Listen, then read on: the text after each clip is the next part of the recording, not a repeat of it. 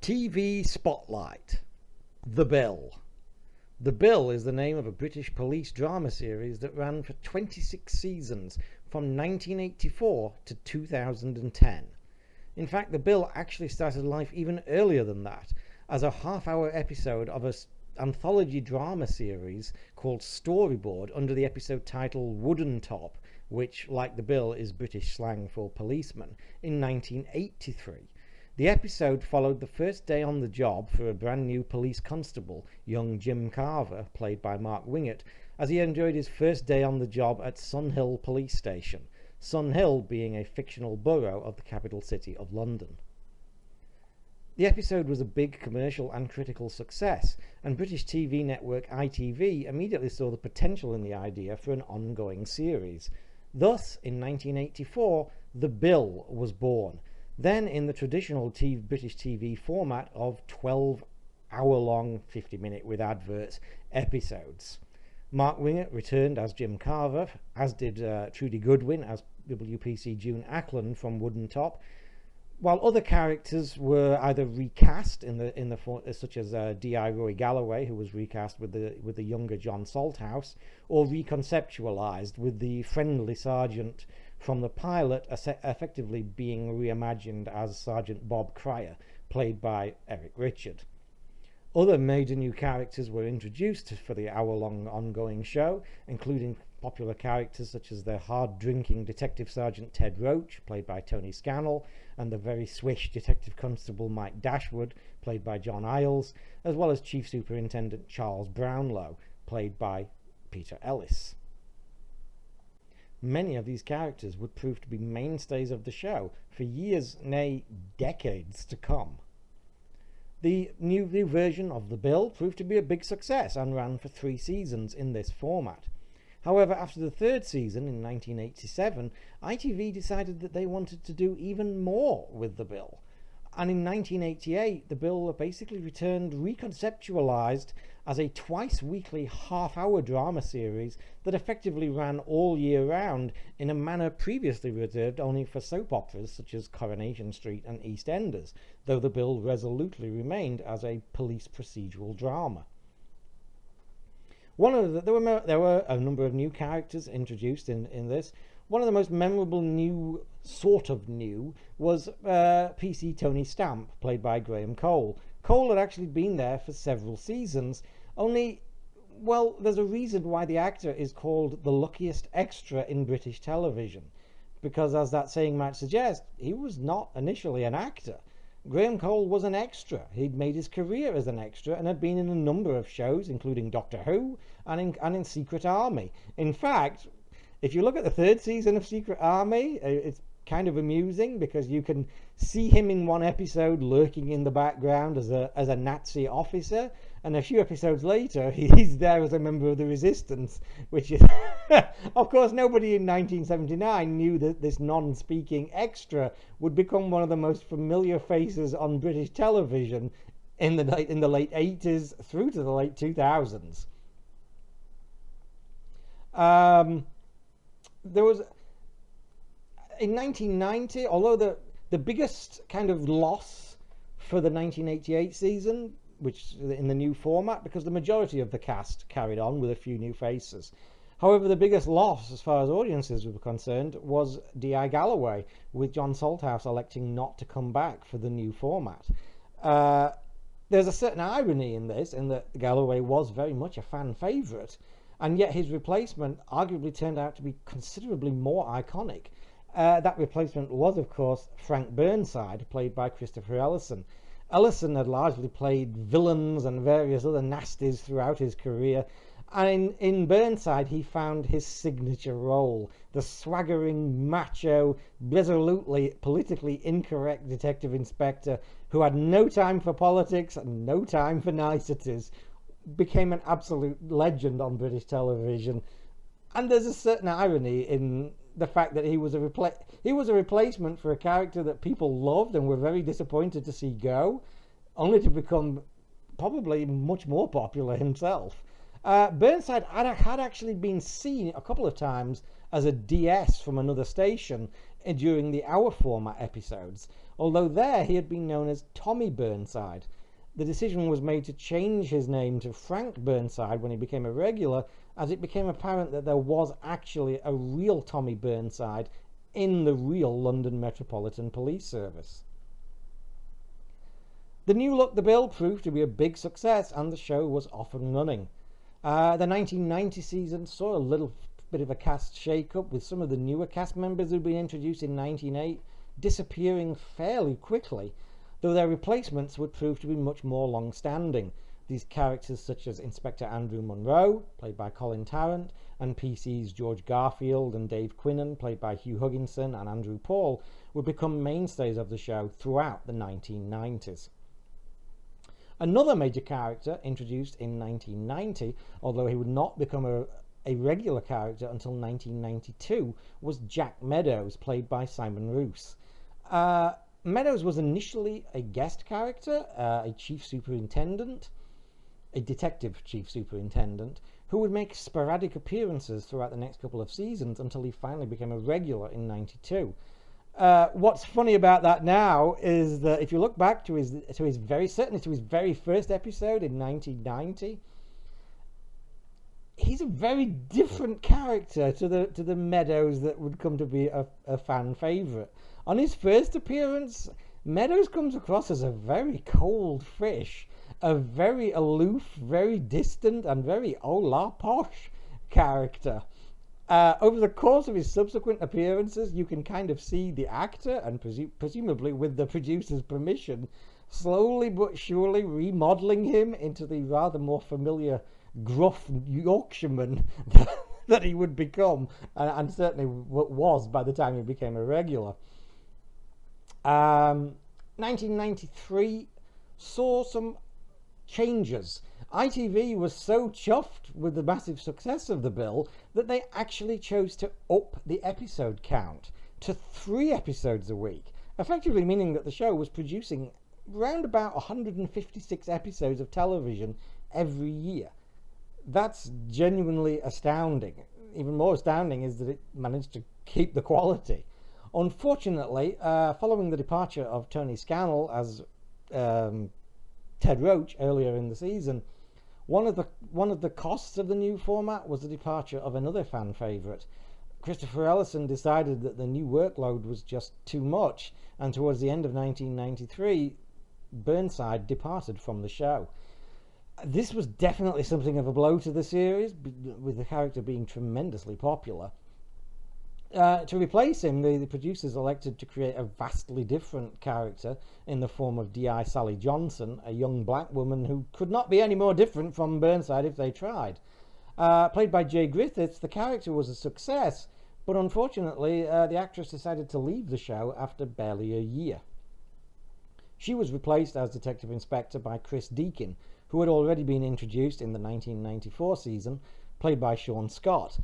He was introduced as a detective sergeant who had actually been busted down from Detective Inspector due to getting his leg over with a superior's wife and getting caught. However, after the departure of Johnson, Deakin was made acting DI and ultimately would permanently regain his former position. The 1995 season saw a number of new characters and some slight changes. Most obviously and notably, 2 absolute fan favourite legends were introduced in the 1995 season. First off was Detective Sergeant Don Beach, played by Billy Murray, a swaggering, macho and rather slippery and oily character. And later in the season, Detective Sergeant John Bolton, a single-minded and very hot-headed young detective sergeant played by Russell Bolter. That character had actually appeared earlier in 1994 as the same character. He was portrayed slightly less sympathetically in that episode, although even as a regular, the character's temper would certainly become his Achilles heel. Other changes in 1995, there was a very dramatic 3-parter in which long-standing favourite June Ackland became the target of a hired killer. And after this, the show began to experiment with occasional double-length episodes, effectively effectively kind of half and halfly returning to the original series format from the first 3 seasons. This would actually point the way forward to the show's future, because in mid-ish, late-ish 1998, the show actually returned to the hour format on a permanent basis, albeit still on several times a week and all year round. The 1998 season also saw a number of other changes. Perhaps most notably, early in the season, another dramatic 3-parter saw the revelation that Don Beach, who was already a fan favourite, was not just a wide boy rule breaker in the form of such characters like Burnside, but was actually corrupt, actively, quote unquote, on the take as it goes.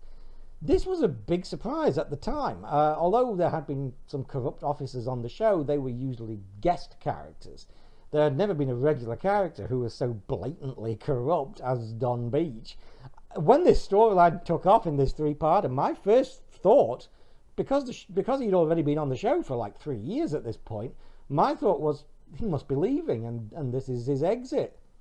I was therefore somewhat taken aback when he gets away with his shenanigans in this 3-parter, and the character would remain on the show and continually going down the corrupt route for several more years.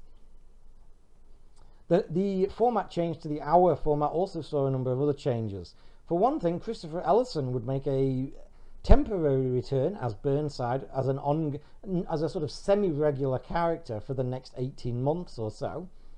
The show also began to focus more on ongoing storylines, as well as the Beach corruption storyline. 1999 saw a number of storylines, including the devastating assault and stabbing of PC Dave Quinnen and the effects that would have on him going forward, as well as Jim Carver's descent into alcoholism. While this gave the show perhaps a slightly more soapy vibe, the show effectively combined this with the normal police procedural, and it still continued to feel like The Bill, only arguably even more must-see and gripping. However, all good things must come to an end. In mid to late 2000, things changed considerably for The Bill, and the show was arguably never quite the same again. The Beach corruption drama reached its climax. After a shocking revelation earlier in the season that new recruit Detective Sergeant Claire Stanton, played by Clara Sellerman, was actually a CIB plant, CIB being the name at the time for the British Police's internal affairs, basically, who'd been planted at Sun Hill deliberately in order to spy on Beach and gather evidence against him. This storyline exploded with a massive arc that ran over several weeks, and it was effectively the downfall of Don Beach. It was the biggest storyline the show had ever done, and it has to be said, it was absolutely riveting stuff. It also gave it was not only the exit for Don Beach, it also gave a decidedly tragic ending to the also much loved fan favourite of John Bolton.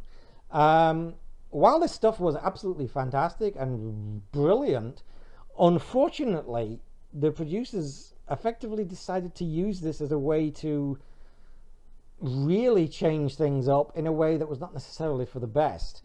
As well as the departure of those actors who were leaving of their own accord anyway, because they'd been on the show for 5 years or so, they basically used it to get rid of a lot of other characters as well, as part of the kind of a corruption scandal engulfing the station. Chris Deakin was one of the more notable losses, as was Charles Brownlow, who'd been on the show for 17 years. Now, while I initially rather liked Brownlow's replacement, the deliciously reptilian Tom Chandler, it's pretty much widely accepted that the CID replacements were almost universally subpar. Piss poor, in fact, really. The majority of whom seem to have been cast based on their physical attractiveness rather than their believability as seasoned police officers. Unfortunately, the new CID recruits were not good and not popular, and the 2001 season was probably the weakest season of The Bill to that point. I don't hate the season, I know some fans do. I think there are still enough good episodes and good storylines to make it worth watching. I do think that for the very first time in the show's history, the uniform section of the cast, which was as strong as ever, were basically carrying the show, because apart from a couple of stalwarts such as Jack Meadows, the CID lineup was really, really subpar, and the characters were just not interesting. Unfortunately, this led to basically, in my opinion, the end of the show. The beginning of the 2002 season saw a completely new production team take over, headed by Paul Marquess, or Paul Marquant as I call him. He was Russell T Davies' mentor, and you can see precisely where Russell gets his dumbing down abilities from. The bill was basically killed and replaced with a ludicrously over-the-top sensationalist soap opera that basically threw the integrity of the show completely out the fucking window and replaced it with Melrose Place set in a police station. Now, I don't want to talk about this too much because I've talked about this many times, and I want this video more to be about why I'm a fan of this show. But yeah, let's just say, prior to this point, for its first 17 years, The Bill was the only show that my entire family watched. I watched it, my folks watched it, all three of my brothers watched it, and it was a regular kind of topic of discussion around the card table or whatever. Within a couple of months of the Marquant era, everybody but my folks had stopped. Me and all my brothers had given up in disgust. And even my folks were like just watching it out of habit and admitted that it was gotten stupid. After a few years of this dreck, there was an attempt made to try and pull The Bill back into being a serious police drama again, but from my perspective, it was way too little and way too late. They had effectively thrown away their core audience to appeal to the moron brigade. Gee, that doesn't happen these days, does it? At the expense of the show and the people who supported it for bloody decades. By the time it turned back into a police procedural, not only was I not willing to go back, because why should I go back to a show that's already fucked me over, but basically 99% of the fucking cast was different by the time it turned back into something relatively normal. I think Meadows was still being propped up in a corner somewhere, and that was about it. It's like, no, sorry. There was and again, the bill was just on a downward trajectory for the majority of the 2000s. There was another format change in its last year, as it went back to being just kind of on once a week in a post-Watershed shot, supposedly to become more adult. But the writing was on the wall, and the bill was cancelled in 2010, though in my opinion it had been dead since 2002. However, again, I don't want to dwell too much on that, because I love the bill. Fuck like the last 8 or 9 years, but I love the bill for the first 16, even 17 seasons. Again, it was a mainstay of my family's viewing. It was a mainstay of my viewing from when I was a kid. I mean, I was watching it when I was a little kid, when it first came on, all the way up to my mid to late 20s. Because it was about 2003 here when I stopped watching, because that was 2002. We were a year behind, as we often are over here. Really, it's astounding when you think about it. The bill has very rarely not been part of my life. I mean, I was a little kid when it came on, and I started watching it then.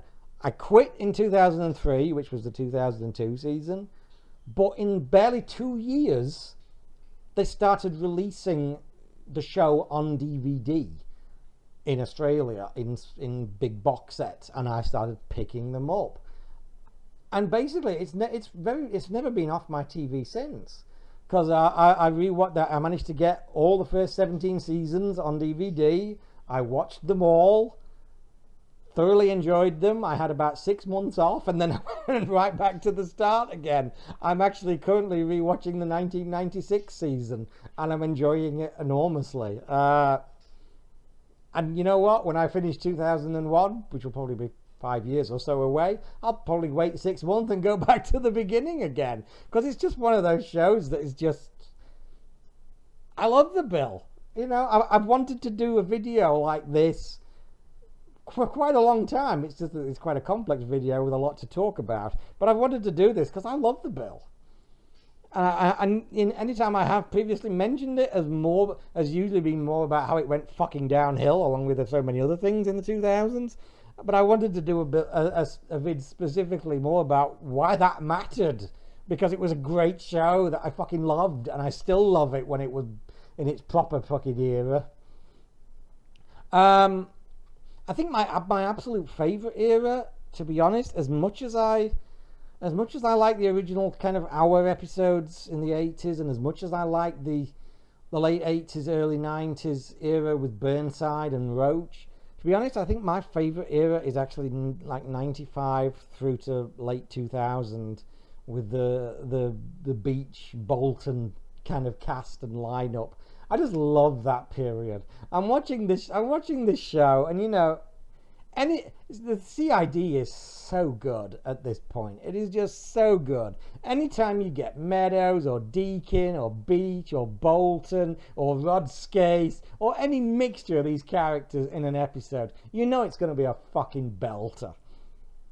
I love that period. It's my favourite period, and I'm thoroughly enjoying rewatching it again for the third time this time.